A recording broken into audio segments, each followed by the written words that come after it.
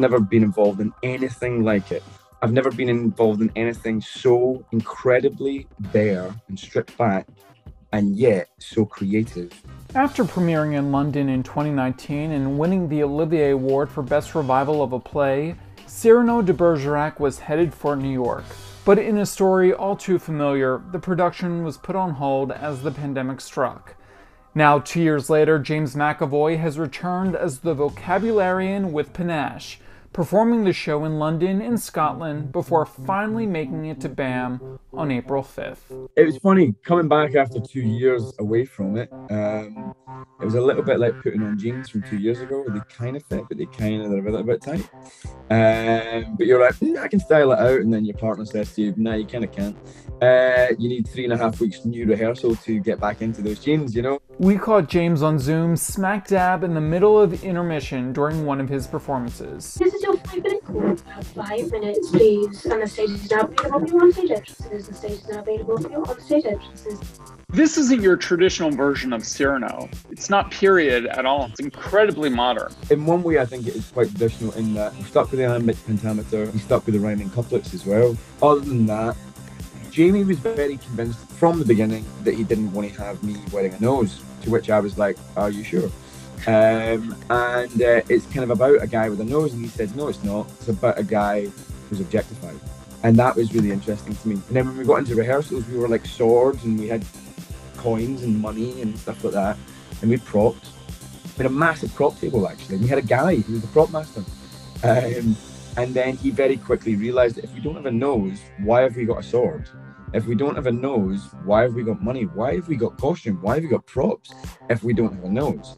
So he started just saying, whatever you wear in to rehearsals is probably what you're going to be in on the day. Theatre is a medium that employs the imagination of the audience to a much greater extent than film or television, and therefore, why not run with that? So let's just not give them a fake set to have to imagine real. Let's give them no set so that they can paint whatever picture they want. And let's see if this play that is all about words, that is about the power of words to break down physical barriers, let's see if this play stands up. This modern spin on the late 19th century classic even includes a beatboxer.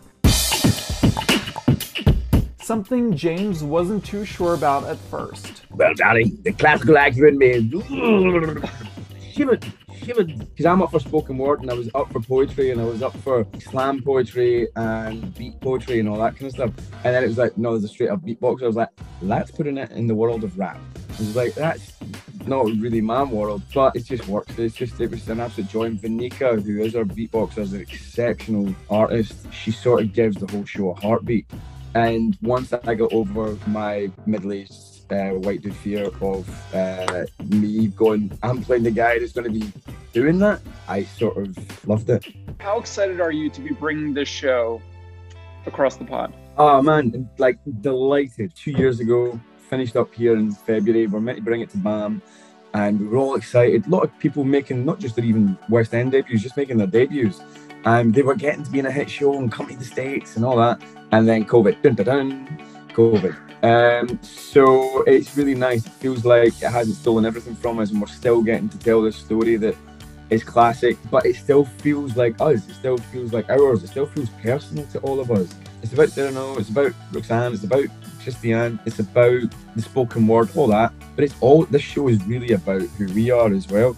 Pretty much everybody in the show, except for a couple of little bits here and there, is just kind of playing an extended version of themselves. I know I am.